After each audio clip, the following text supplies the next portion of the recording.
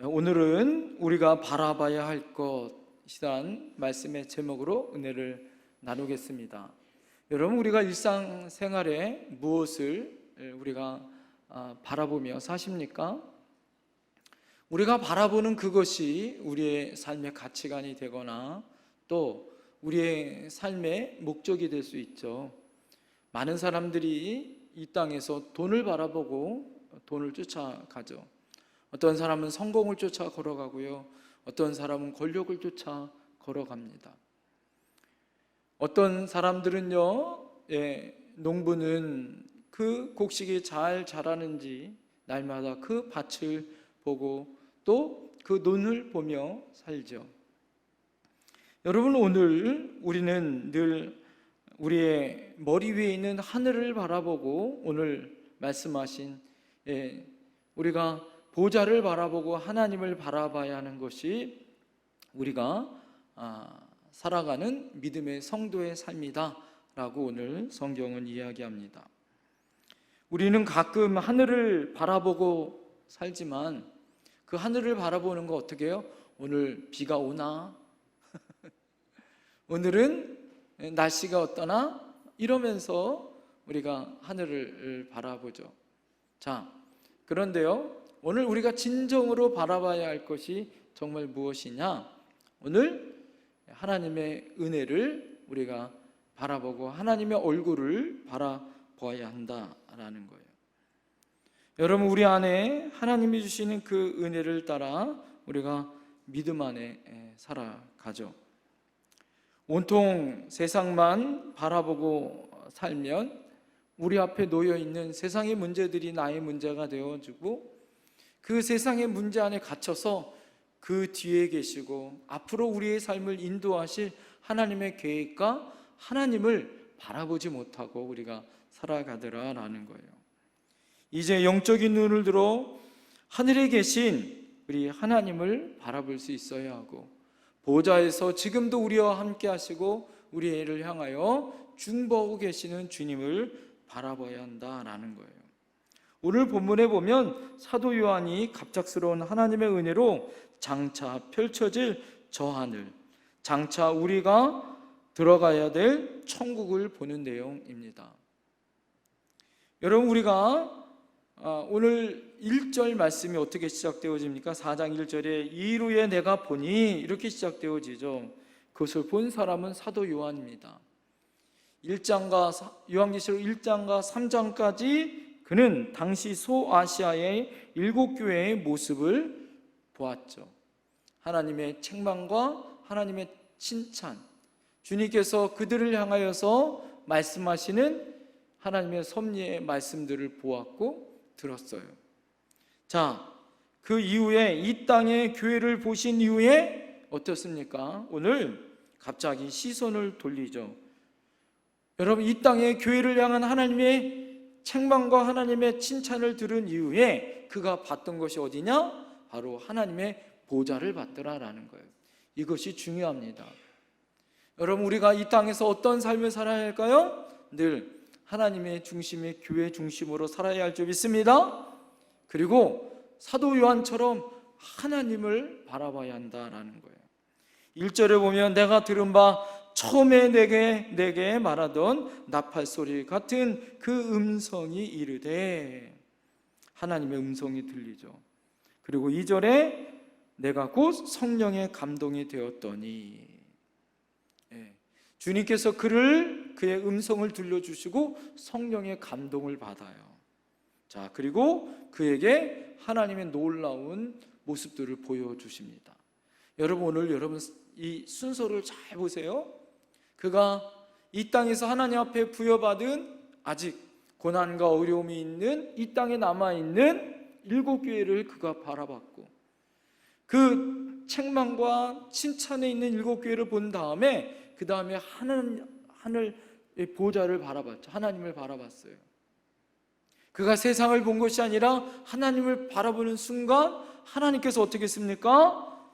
그에게 음성을 들려주시고 성령의 감동을 주시더라라는 거예요.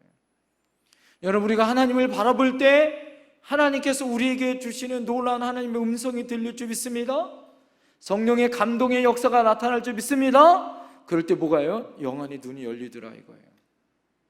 하나님의 음성과 하나님의 성령의 감동이 될 때 영안의 눈이 열려서 그를 향한, 또 이 땅에 남아있는, 앞으로 이 땅에서 하나님 앞에 종말의 성도들에게 어떠한 삶을 살아야 하는지에 대한 모습을 보여줍니다. 그래서 요한계시록은 바로 여러분 4장서부터 이제 묵시, 하나님께서 우리 사도 요한에게 그다음 이제 4장서부터 그다음 이제 그를 향하여서 보여주시는 그런 묵시의 시작이 되어집니다. 요한은 우선 자기가 본 저 하늘 보좌의 모습을 오늘 본문에 아주 자세하게 기록되어 있죠. 여러분, 우리가 꼭 전해주고 싶은 것들, 우리에게 꼭 보여주고 싶은 그런 사도 요한이 우리에게 알려주고 싶은 말씀이 있습니다. 꼭 보여주고 싶은 것이 무엇일까요? 첫 번째 따라합니다. 하늘 보좌이다. 사도 요한이 우리에게 꼭 보여주고 싶은 것이 무엇이냐? 하늘 보좌를 보여주고 싶어서 표현했어요. 오늘 여러분 2절 말씀 다 같이 한번 읽어볼까요? 2절 시작. 내가 곧 성령에 감동되었더니 보라, 하늘에 보좌를 베풀었고 그 보좌 위에 앉으신 이가 있는데, 오늘 여러분 왜 하늘의 보좌를 봐야 되냐? 그 보좌에 앉으신 분이 더 중요하더라라는 거죠. 그 앉으신 그분이 어떻게 해요? 주님께서 왜 요한에게 하늘의 보좌를 제일 먼저 보여줄 것인가? 왜 여러분 이 요한계시록의 사도 요한에게 하나님께서 보여주신 이 환상 가운데 하늘 보좌를 먼저 보여주신 이유가 무엇일까요? 당시 사도 요한이 살고 있었던 시대는요, 이 박스 로마라고 해서 로마가 전 세계를 다스리고 지배했었고, 이 요한이 살고 있었던 유대 땅에도 마찬가지였죠. 전 세계를 통일하여 힘있게, 그래서 로마에 대항하거나 로마 황제를 숭배하지 않으면 아주 혹독하게 핍박과 고난을 내렸습니다. 로마의 힘 아래 세상은 뭐예요? 아무것도 할 수가 없었어요. 그 말에 순종하고 로마 황제의 말에 따라야 하는 거죠. 이것이 박스 로마라는 거예요. 박스 로마의 시대다 이렇게 얘기합니다. 그러나 안타깝게도 기독교는 어떻게 해요? 이 로마와 정반대. 왜요? 로마는 로마 황제를 숭배하라고 그러지만 그리스도인들, 기독교인들은 로마 황제를 숭배하는 것보다 예수님을 숭배하고 하나님을 믿는 믿음의 정조를 지켜야 했기 때문에 어떻게 했어요? 로마 황제에게 어떻게 굽히지 않았습니다. 그러니까 로마의 사람들이 어떻게 합니까? 이 기독교인들을 핍박하는 거예요. 그들을 잡아서 원형 경기장에 사자밥으로 주거나 십자가에 매달려 죽이거나 톱으로 켜고 죽이든지 돌로 때려 죽이든지, 여러분 가진 방법으로 예수 믿는 사람들을 핍박했어요. 그러니까 그 핍박을 못 잊어서 300년 동안이나 저 무덤 속에 살 수밖에 없는 상황 가운데 있었어요. 가족에게도 버림을 당해요. 직장도 버림을 당해요. 이런 험악한 시대에 사도 요한이 이 계명을 받은 거예요. 그러니까 여러분 이 상황 속에서 그리스도인들은 뭐예요? 이 땅을 바라보면 소망이 없어요. 두려운 마음뿐입니다. 이 땅에서는 로마의 황제의 보좌만 바라봐야 하는 거예요. 그러나 하나님은 어떻습니까? 지금 세례 요한을 향하여서 사도 요한을 향하여서 너는 로마 황제의 보좌가 아니라 이 핍박과 어려움에서 반모섬에서 지금 유배당한 거 아니에요? 쓸쓸하게 자기의 같은 사역자들은 같은 12명의 11명의 모든 사도들은 순교를 당했거나 다 죽임을 당했어요. 그 소식을 들었어요. 자기는 지금 반모섬에 유배를 당했습니다.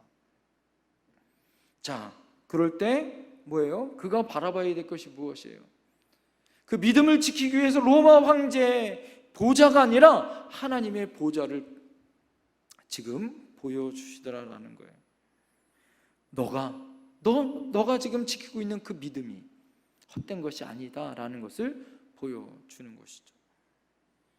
여러분, 로마의 창칼이 두려워서 교회를 떠나는 사람도 있었고, 교회를 떠나지 않았지만 대부분 뭐예요? 로마 황제도 섬기고 교회도 섬기고 있는 이중적인 믿음을 가진 사람들이 있었습니다. 주님은 이런 모습이 안타까우셔서 저들에게 무엇을 보여주고 싶어 하셨을까요? 새로운 용기가 무엇일까요? 오늘 여러분 요한계시록은요 1차적으로는요 그 당시의 고난과 그 핍박을 당하는 사람들에 대한 소망의 책이거든요. 지금도 이 종말의 시대를 살고 있는 우리들에게는 소망과 희망의 책이에요. 너희가 이 세상의 보좌를 바라보거나 이 세상의 가치를 바라보는 것이 아니라 무엇을 바라봐라? 하나님의 보좌를 바라봐라 라고 우리에게 알려주시는 거예요. 사실 여러분, 겉으로는 로마 황제가 절대 권력을 가지고 통치하고 있는 것처럼 보이지만 여러분 어떻습니까? 그 힘을 하나님이 거두어 가시면 아무것도 할 수 없는 거 아니에요? 여러분, 눈을 들어 우리가 저 하늘을 바라보고 하늘의 보좌에 계시는 그 모든 왕 중의 왕을 통치하시는 그 우리 주님 앞에, 우리 하나님 앞에 그분의 다스리심을 인정하는 것, 이것이 소중한 거 아니에요? 여러분, 이스라엘 백성들이 광야 40년에 훈련받은 게 무엇입니까? 40년 동안 매일 만나를 주시고 매일 먹을 거를 주시고 그 길을 구름기둥 불기둥으로 인도해 주시고 하나님께서 가나안 땅으로 인도하신 그것이 무엇이에요? 내가 너의 하나님이다라는 거죠. 너는 내 백성이 되어져서 내가 책임져 주겠다는 하나님의 통치의 원리를 알려주신 거 아니에요? 여러분, 그 통치의 원리가 뭘까요? 여호수아서 1장 9절에 마음을 강하게 하고 담대히 하라. 두려워 말며 놀라지 말라. 내가 어디로 가든지 내 하나님 여호와가 너와 함께 하느니라. 여러분, 그들이 가나안 땅 그 입성에 앞서서 모세가 죽고 난 다음에 여호수아가 두려움에 떨고 있을 때 나는 어떻게 이제는 마지막 정복 전쟁을 어떻게 치를 것인가 두려움 가운데 있을 때 하나님 뭐라고 얘기해요? 마음을 강하게 하고 담대히 하라고, 두려워하지 말라고. 지난주 주일날에 말씀드렸죠? 하나님께서 두려워하지 말라, 염려하지 말라 성경에 몇 번 나온다고요? 366번 나온다고요. 왜 그렇다고 이 말씀드렸습니까? 원래는 365번 매일 한 번씩 두려워하지 말라고, 염려하지 말라고 하나님 우리에게 주시는데 우리가 그래도 잊어버리는 거예요. 그래서 두렵고 염려하는 거죠. 그래서 365번 다 잃어버려도 마지막 한 번 366번에 하나님이 다시 한번 두려워하지 말라고, 걱정하지 말라고 우리에게 주시는 하나님의 말씀이다라는 거예요. 오늘 요한이 살고 있었던 그 시대, 그 두려움의 반모섬에서 유배당하고 그 두려움 가운데 떨고 있었던 사도 요한에게 하나님의 보좌를 보여주시면서 내가 너와 함께하고 있다는 걸 보여주시는 거예요. 두려워하지 말라는 거죠. 세상의 적들이 너를 유배 보내고 너를 고통 가운데 있게 해도 걱정하지 말라는 거예요. 모든 문제를 내가 해결해 주겠다라는 거죠. 왜요? 하나님이 보좌에서 지켜보고 있어요. 우리와 함께하고 있다는 거예요. 이것이 얼마나 놀랍습니까? 이것이 얼마나 큰 은혜가 되어져요? 어떻게 두려워하지 않고 놀라지 않을 수 있습니까? 여러분, 그 모든 적들을 하나님이 물리쳐 줄 수 있는 만왕의 왕이신 하나님이 나와 함께 하시고 계시는데 그것을 눈이 열려 볼 수 있다면 그것만큼 그 은혜가 어디 있겠어요? 하나님께서 나와 함께 하심을 믿기 때문에 하나님이 내 편이 되어주시고 나를 지켜주시고 돌봐주시고 깨닫게 해주신다는 것, 그 은혜를 믿는 것, 오늘 여러분 또한 그 하나님을, 그 주님을 표현하기를 3절에 보면 요한이 본 하나님의 모습을 보석으로 표현하죠. 벽옥과 홍보석 같고 녹보석 같더라. 여러분, 이것은 하나님의 모습이 보석같이 반짝반짝하다라는 이런 표현인데, 이 표현은 여러분 하나님의 모습을 표현한 것이 아니라 하나님의 성품을 표현한 거예요. 하나님의 통치의 성격을 말씀해 주신 것입니다. 하나님께서 보석처럼 아름답고 그 통치가 보석처럼 투명하시다라는 거예요. 할렐루야. 여러분, 요한계시록을 여러분 잘 읽으셔야 되는데, 요한계시록을 이상한 데 가서 여러분 강의를 듣거나 이상한 데 가서 여러분 그런 말씀을 여러분 분별이 없기 때문에, 왜 그러냐면 요한계시록은 상징의 말씀들이 많이 나와요. 근데 이것을 잘못 해석하면 내가 복음이 돼요. 내 마음대로 막 해석되어집니다. 그러나 그렇게 하는 게 아니에요. 그래서 요한계시록은요, 요한계시록의 말씀을 여러분들 잘 들으시는 게 좋아요. 게다가 오늘 어떻습니까? 무지개가 보좌에 둘렀다. 이게 뭐예요? 여러분, 무지개는 뭐예요? 하나님의 언약이에요. 하나님의 언약. 하나님의 구원의 언약. 하나님께서 성경에 담아주신, 우리를 향하여 주신 약속이 하나님의 다스리는 통치 가운데 이루어주겠다라는 하나님의 언약의 표현이다라는 거예요. 여러분, 그렇습니다. 우리 하나님은 정말 아름다운 분이시고 신실하신 분이에요. 그분께 나아가는 자들은 뭐예요? 하나님 앞에 믿음의 복을 받아요. 할렐루야. 하나님 우리에게 눈이 열리게 해주실 줄 믿습니다. 우리에게 고난이 오고 어려움이 와도 여러분 하나님의 보좌를 볼 수 있어야 하는 거예요. 무거운 짐이 두렵게 하고 나를 당황하게 하고 나를 무겁게 해도, 여러분 우리가 기도할 때 사도 요한에게 보좌를 보여주신 하나님처럼 여러분 우리 안에 문제를 보지 말고, 여러분 장애물을 보지 말고 하늘을 우러러 누구를 바라봐라? 하나님을 바라보고 하나님 보좌를 바라봐라. 할렐루야. 그럴 때 하나님이 우리에게 은혜를 주실 줄 믿습니다. 지금도 하나님은 우리에게 우리를 위해서 일하고 계시고 우리와 함께 하심을 여러분 믿으셔야 할 줄 믿습니다. 두 번째는 사도 요한이 우리에게 꼭 보라라고 말하는 것 중에 하나가 따라합니다. 24장로입니다. 24장로. 여러분, 예수님의 제자가 12제자잖아요. 그죠? 12제자가 2배수가 되어서 24예요. 이거 완벽한 완전수입니다. 땅의 수는 3이고, 땅의 수는 4고 하늘의 수가 3이에요. 그래서 7을 럭키 세븐, 하나님 완전수라고 이야기합니다. 7이 3이 있어요. 7이 뭐죠? 그렇죠? 그 4개가 있어요. 4개가. 아니죠. 3이죠. 3. 그렇죠? 7이 24가 되려면 어떻게 되는 거예요? 갑자기. 하나님의 숫자가, 완전 숫자가 7이고요. 7에서 더 완전한 것이 여러분 그 주님이 제자를 만든 것이 12입니다. 12에서 여러분 이 마지막 때에 하나님이 세운 장로들은 24장로로, 하나님께서 이 24장로를 말하는 것은 상징이 있는데, 그것은 무엇이냐면 우리 교회에서 말하는 그런 장로님들이 아니라 우리 믿음의 백성들을 상징하는 거예요. 모든 성도들을 상징하는 것이에요. 예수 그리스도를 믿고 하나님의 자녀가 되어져서 왕자처럼 하나님의 보좌에 앉는 하나님의 백성들을 의미하는 거예요. 주님의 완벽한 제자들을 말하는 거예요.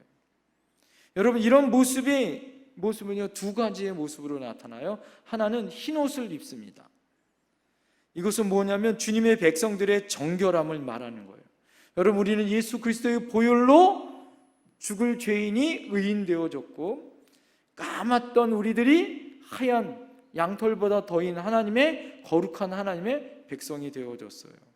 그래서 흰옷을 입습니다. 또 하나 금 면류관을 씁니다. 이 금 면류관은 무엇이냐면 승리의 상징을 말하는 거예요. 여러분 24장로가 흰옷을 입고 금 면류관을 받아서 하나님의 은혜로 승리로 하나님 앞에 나가는 거죠. 여러분 이 모습은요, 여러분 어떻게 될까요? 우리 안에 아름다운 하나님의 영광의 모습이에요. 이 땅에 우리가 패배하고 넘어지고 상처받는 인생이 아니라 하나님의 은혜 안에 뭐예요? 금 면류관을 받음으로 승리의 모습을 나타나는 거예요. 거기에다가 여러분 어떻습니까? 오늘 하나님 앞에 그들이 하나님의 보좌에서 찬양하더라라는 거예요. 여러분 저들이 하나님 앞에 믿음 안에서 영광을 돌리고 있는 것들, 그래서 여러분 우리 안에 무엇을 힘써야 될까요? 흰옷을 입기 위해서 힘써야 하는 것이에요. 주님의 성령으로 심령의 깨끗함을 받기 위하여 하나님 앞에 회개하고 거룩한 옷을 입기 위해서 나가야 하는 거죠.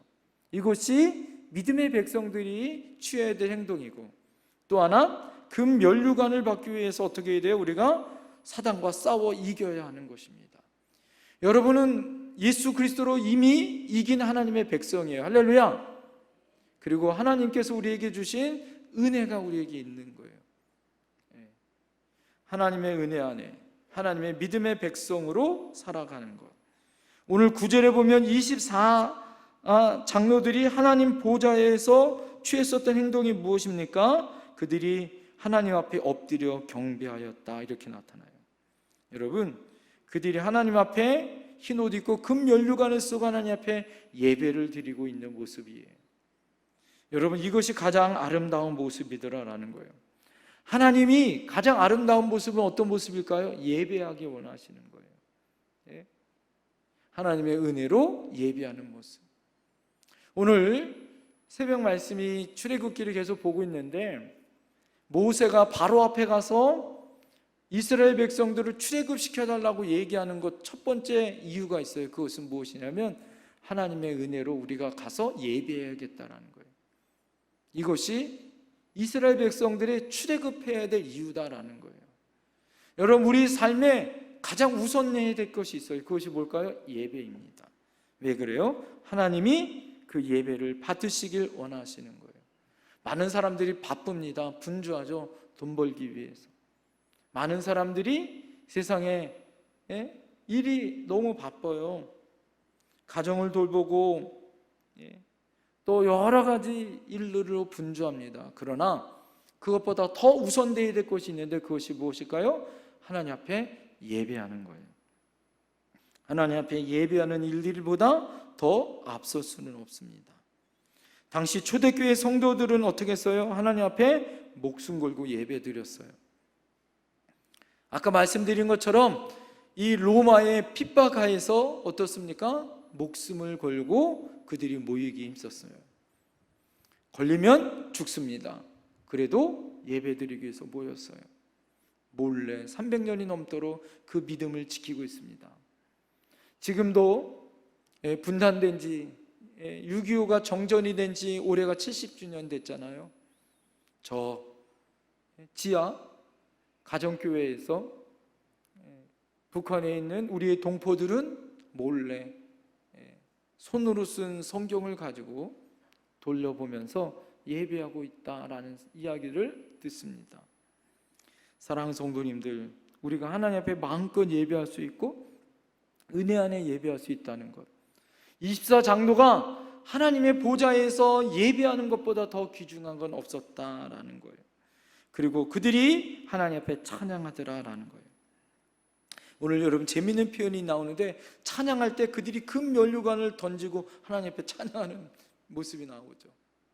얼마나 하나님 앞에 열정적으로 찬양했으면, 다윗이 바지가 내려가는 것도 모르고 하나님 앞에 그냥 마음껏 하나님 앞에 찬양했잖아요. 하나님이 원하시는 모습이 바로 그런 모습이죠. 하나님 앞에 마음껏 하나님 앞에 영광을 돌리는 것, 하나님이 가장 받으시기에 합당한 예배다라는 거예요. 장차 여러분 우리가 보좌에 올라가서 하나님과 함께 만나서 24장로들처럼 믿음의 백성들, 완벽한 주님의 제자들로 우리가 살기 위해서는 뭐예요? 예배해야 된다라는 거예요. 하나님 앞에 흰 옷을 입고 금면류관을 쓰고 하나님 앞에 경배하며 마음껏 하나님 앞에 영광을 돌리고 있는 그런 모습, 가장 아름다운 신앙의 모습이다라는 거예요. 여러분, 이것은 교회에서만이 아니죠. 우리 삶에서도 마찬가지예요. 마지막 세 번째, 이 말씀 너무 재밌더라고요. 왜 그러냐면 사도 요한이 보좌에 가보니까 4가지 생물들이 그 옆에서 있는 모습을 봅니다. 7절에 보면 그 4가지 생물이 나오죠. 하나가 사자 같은 것, 송아지 같은 것, 두 번째 또 사람 같은 것, 그리고 날아가는 독수리 같은 것.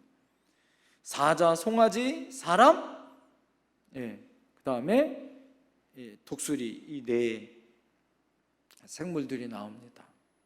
자, 이 4 생물들은 요한계시록에 처음 나온 것이 아니라 에스겔서에도 나와요. 그리고 이 후반절을 잘 읽어보면 이 4가지 생물들은 날개가 6 달린 뭐예요? 천사다라고 이렇게 이야기합니다. 여러분, 천사가 그런 형상을 보여주고 있더라고요. 여러분, 우리가 보면은 천사가 날개가 2개처럼 이렇게 나와 있는데 성경에 보면 천사가 날개가 몇 개예요? 6개예요. 이렇게 나오더라고요. 중요한 건 뭐냐? 오늘 4가지의 생물이 천사의 모습이 이 천사의 모습을 통하여서 어떤 메시지를 전해주고 싶은 것이냐? 고난당하고 있는 당시에 있는 성도들에게, 박해당하고 있는 성도들에게 주는 메시지가 있더라라는 거예요. 그 메시지가 뭘까요? 첫 번째가 무슨 동물이죠? 사자예요. 사자. 사자는 뭐예요? 용기예요. 용기의 상징입니다. 고난당하고 어려움 당하는 성도들에게 보좌를 바라보며 사자처럼 뭐하라? 용기 있게 살아라는 거예요. 여러분, 용기 있는 자가 하나님 크게 쓰시더라고요. 조용기라고. 또 조용기 목사님만큼보다 더 위대하게 쓰신 분 있죠. 성경에 보면 다윗이라고. 구척장신, 골리앗을 때려눕혀 칼과 단창은 내가 얻거니와 만군의 여호와의 이름으로 나가서 싸운 다윗. 그런 그 믿음의 사람으로 인하여서 어떻습니까? 용기 있는 그 하나님의 모습으로 가지고 살아라. 이 사도 요한이 보았었던 것, 용기가 필요하겠구나라는 거죠. 두 번째가 뭐예요? 송아지예요.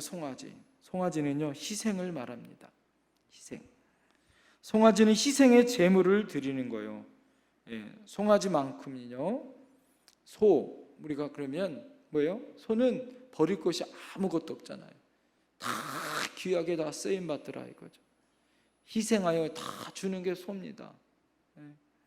하나님이 우리 자신을 위하여 드린 같이 박해 중에 성도들에게 송아지처럼 자신의 것을 드려 주님을 섬기라라는 거예요.